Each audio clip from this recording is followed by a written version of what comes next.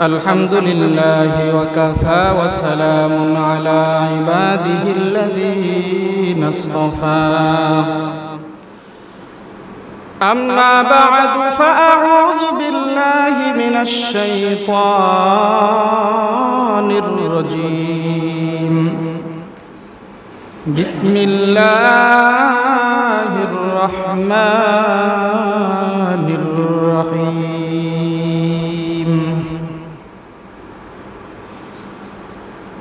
ويل لكل همزة لمزة الذي جمع مالا وعدده يحسب أن ماله أخلده كلا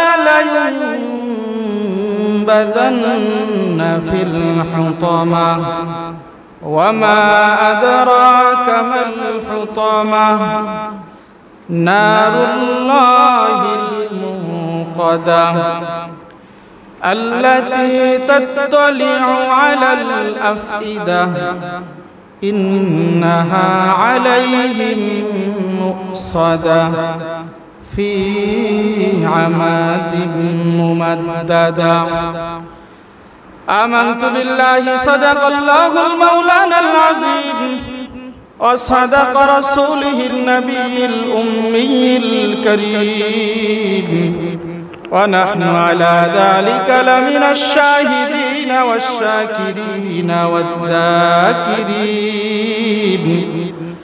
الحمد لله رب العالمين আলহামদুলিল্লাহ আল্লাহ পাকের দরবারে লাখো কোটি শুকরিয়া যে মহান রব্বুল আলামিন আমাদেরকে ভালোবেসে মহব্বত করে পবিত্র জুমার দিন জুমার নামাজ পড়ার উদ্দেশ্যে আসার এবং বসার কিছু কথা বলা বা শোনার তৌফিক দান করলেন এজন্য সকলে দিল থেকে শুকরিয়া করে আলহামদুলিল্লাহ। কপাল পোড়া মুসলমান অনেকে আছে এখনো পর্যন্ত মসজিদে আসতে পারে না, কথা কোন ঠিক কিনা? দুর্ভাগ্য তো তারাই যারা ইসলামের সাইনবোর্ড লাগানোর পরেও ইসলামকে মানতে পারে না, কথা কোন ঠিক কিনা? যারা কাফের বেঈমান এদের কথা তো বাদই দিলাম, অথচ নিজেকে দাবি করে মুসলমান কিন্তু নামাজ পড়তে ভালো লাগে না, হক পথে চলতে ভালো লাগে না, ভালো কথা তার কাছে ভালো লাগে না, রাসূলের সুন্নাত মোতাবেক চলা ভালো লাগে না, ভালো লাগে শয়তানে যেই ফেলে বলে ওটাই খুব মজা লাগে, অর্থাৎ ওর ভিতরে মোহর মেরে দিয়েছেন আল্লাহ তাআলা, এজন্য এখন ভালো কথা ভালো লাগে না। আল্লাহ পাক ওই সমস্ত মানুষ থেকে যাচাই বাছাই করে আল্লাহ পাক আমাদেরকে আনছেন ভালোবেসে মহব্বত করে। আজ বলা হয় জুমার দিন, গরিবের একটা হজের দিন, এত দামি একটা দিন অথচ আমাদের খবর নাই। যদি বলা হয় সরকারের পক্ষ থেকে এই গোপালপুর বাজারে সকালে লাইন ধরবেন 2000 টাকা করে দেওয়া হবে, দেখবেন কার আগে কি গেছে, কথা কোন ঠিক কিনা? পাগলের মতো ছুটবে 2000 টাকা পাওয়ার জন্য। আর যেখানে আল্লাহ তাআলা এত দামি জিনিস দিবেন, হজ করার সমর্থ আছে কয়জনের? তারপরে হজে টাকা খরচ করে যাবেন, হজ কবুল হবে কিনা কোনো গ্যারান্টি নাই, কথা কোন ঠিক কিনা? আর জুমার নামাজ পড়ার উদ্দেশ্যে আসলে পরে আল্লাহ পাক রব্বুল আলামিন কবুল হজের সওয়াব দিয়ে দেন, সুবহানাল্লাহ। আরো বলা হয়েছে যে সবার আগে আসে একটা উট কুরবানির সওয়াব দেন, সুবহানাল্লাহ। আমরা যারা আসি কিরাকার পরে আসবো, কিরাকার আগে যাব, এদিকে খুব প্রতিযোগিতা, কিন্তু সাহাবা একরামের খাসলাত ছিল কিরাকার আগে আসবে আর কিরাকার পরে যাবে, আর আমরা লোক কিরাকার পরে আসবো আর কিরাকার আগে যাবে।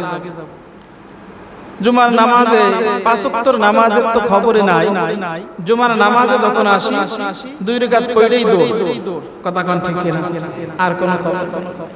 যাই হোক, এদিকে আর কথা বাড়াবো না, আপনাদের সামনে মহাগ্রন্থ আল কোরআন থেকে একটি সূরা তেলাওয়াত করছি। সূরাটির নাম হলো হুমাযা। এই সূরাকে সূরা হুমাযা নামে নামকরণ করা হয়েছে। এই সূরার মধ্যে হুমাযা শব্দ আছে, এজন্যই এই শব্দের ভিত্তি করে নামকরণ করা হয়েছে সূরা হুমাযা। এই সূরার শুরুতেই আল্লাহ পাক রব্বুল আলামিন বান্দাদেরকে ধমক দিয়ে বলেছেন, ওয়াইলুল লিকুল্লি হুমাযা। দুর্ভোগ ওই সমস্ত মানুষের যারা পশ্চাতে এবং সম্মুখে মানুষের পরনিন্দা করে। গত সপ্তাহে এই সূরার বিষয়ে কিছু কথা বলছিলাম, কিন্তু সব কথা শেষ না হওয়ার কারণে এই সপ্তাহে এই সূরা থেকে কিছু আলোচনা করব। আল্লাহ পাক রব্বুল আলামিন বলেছেন এখানে, যারা সামনে এবং পিছনে মানুষের দোষ বলে বেড়ায় এরা ধ্বংস হোক। এখন আসেন গীবত কাকে বলে, এই বিষয়ে বলতে গত সপ্তাহে সম্পূর্ণ ব্যাখ্যা বলতে পারিনি। যেই দোষটা মানুষের ভিতরে আছে, গীবত 3 জিনিসের দ্বারা হয়। 1 নম্বরে মুখ দিয়ে যে গীবত করে, সরাসরি গীবত, যেটা মুখেই উচ্চারণ করে।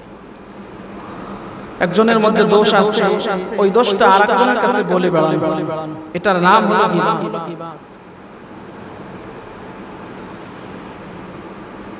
আজকে যে মাইকে আলোচনাটা দিছি, মা বোনদের এই অবস্থাটা বেশি, কথা কোন ঠিক কিনা। একখানে কয়েকজনে বসলেই আলোচনা মা বোনদেরও শোনা দরকার আছে। আমরা পুরুষরা অনেক জায়গায় ওয়াজ মাহফিলে গেলে আলোচনা শুনতে পারি, কিন্তু মা বোনেরা সব জায়গায় যাইতে পারে না, কথা কোন ঠিক কিনা। এজন্যই মাইকে আলোচনাটা দেওয়া।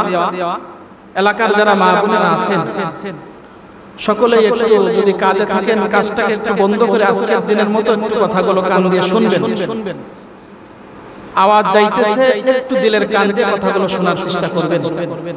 হতে পারে একটা কথা আপনার লেগে যাওয়ার কারণে অন্তরে আপনার জীবনটা পরিবর্তন হয়ে যেতে পারে। এই গীবতের সমস্যাটা আমাদের অনেক বেশি।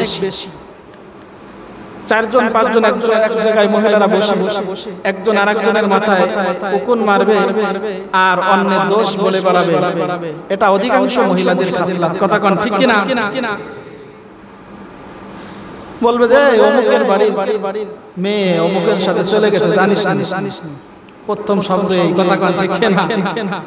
তোমার কি দরকার অন্যের বাড়ির গোপন কথা জানার এবং আরেকজনকে বলার? নিজের মেয়ের খবর নাই, নিজের মেয়ে স্কুলে যায়, কলেজে যায়, কি করে বেড়ায়, এদিকে খবর রাখে না, পরেরটা কি করবে? এটা খুব আমাদের জানা দরকার, কেমন যেন জরুরি হয়ে পড়েছে। এজন্য আমার মা বোনেরা, গীবত কত বড় মারাত্মক। এই যে আপনি একজনের দোষ আরেকজনের কাছে বলে বেড়াইলেন। আল্লাহ রাসূল সাল্লাল্লাহু আলাইহি ওয়াসাল্লাম বলেন, আপনার যত নেকি আছে, কষ্ট করে নেকি কামাই করছেন, সব নেকি যার নামে দোষ বলছেন সব নেকি তার কাছে চলে যাইতেছে। নাউজুবিল্লাহ। কত মারাত্মক ব্যাপার। কষ্ট করে আপনি তাহাজ্জুদ নামাজ পড়বেন, অনেকে আছে মহিলারা নামাজও পড়ে, গীবত ছাড়ে না, নামাজ পড়তেছে, গীবত ছাড়তে পারতেছে না। দুর্ভাগ্য। এজন্য আল্লাহ বলেছে দুর্ভাগ্য এই সমস্ত মানুষ তাহাজ্জুদ নামাজ পর্যন্ত পড়ে, কিন্তু গীবত অপরাধ করে বেড়াইতেছে। এত বড় মারাত্মক গুনাহ করতেছে, কিন্তু গুনাহকে গুনাহ মনে করে না। এমন ভাবে গীবত বলে, ওটা কথা বলবার চাইছিলাম না, শুনবেন না বইলেও পারলাম না, এমআই বইলে প্রথম শুরু করে। আর গীবত এমন একটা জিনিস, এমন একটা বিষয় যেটা বলতেও খুব মিষ্টি লাগে, শুনতেও মিষ্টি লাগে। গীবত যেরকম বলাও গুনাহগার, শুননেওয়ালারও তেমনি গুনাহগার। গীবত বলাও যাবে না, শোনাও যাবে না। কথা কোন ঠিক কিনা? নামাজও পড়লাম, গীবত করলাম। এজন্য বলছিলাম প্রথম গীবত হলো যদি আপনার একটা অমুক ভাইয়ের দোষ আছে, দোষটা আরেকজনের কাছে বলে বেড়ালেন, এটা হলো গীবত। আরেকটা হলো শিকায়েত, দোষটা নাই অথচ আপনি বানায় বললেন, এটা আরো মারাত্মক অপরাধ। আল্লাহ রাসূল সাল্লাল্লাহু আলাইহি ওয়াসাল্লাম বলেন যারা শিকায়েত করে, যদি আমার দোয়া না থাকতো তাহলে সাথে সাথে ওই বান্দাটা ধ্বংস হয়ে যেত। এখানে আল্লাহ প্রথমেই বলছে ধ্বংস হোক, ওকে দুনিয়ায় ধ্বংস করে দিত। কিন্তু এরকম অভ্যাস আমাদের অধিকাংশ মানুষের, দোষ নাই তার সাথে আমার শত্রুতা দেখে বানায় আমি তার দোষ বলবো। এজন্য আমার মা বোনেরা, নামাজ তো পড়তেই হবে, রোজা তো রাখতেই হবে, আল্লাহর হুকুম মানতে হবে এবং গুনাহ থেকে হেফাজতে থাকতে হবে। এই গীবত নামক দোষ ভরে গেছে সমাজের মধ্যে। এটা বললাম সরাসরি মুখ থেকে গীবত। আরেকটা হলো ইশারায় গীবত করা যাবে না। ইশারায় কেমন হয়? রাসূল আকরাম সাল্লাল্লাহু আলাইহি ওয়াসাল্লামের কাছে একজন মহিলা আসলেন।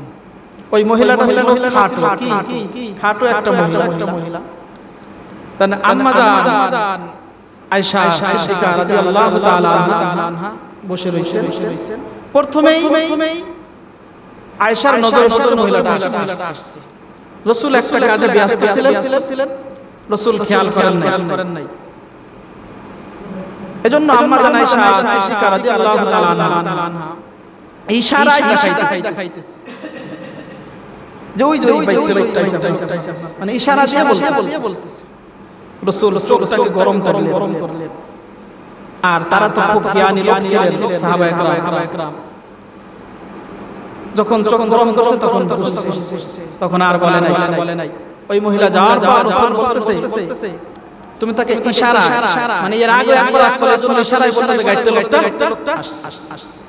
তা আমরা এরকম মানুষকে যারা প্রতিবন্ধী গাইডটা চেহারা ঢাক নাই এভাবে ইশারায় তাকে ছোট করি না কথা এটা যে কত বড় মারাত্মক অপরাধ আপনি নিজেও জানেন না। টুপিও মাথায় আছে, নামাজও পড়ে, মানুষকে ছোট করে আছে না নাই কঠিন এক বেদি। আল্লাহ তাআলা বলেছেন আমি সমস্ত মানুষকে সুন্দর করে বানাইছি। সুবহানাল্লাহ। সুন্দর কাকে বলে? চেহারা ঢাক আছে বলেই সে সুন্দর, বিষয়টা এমন নয়।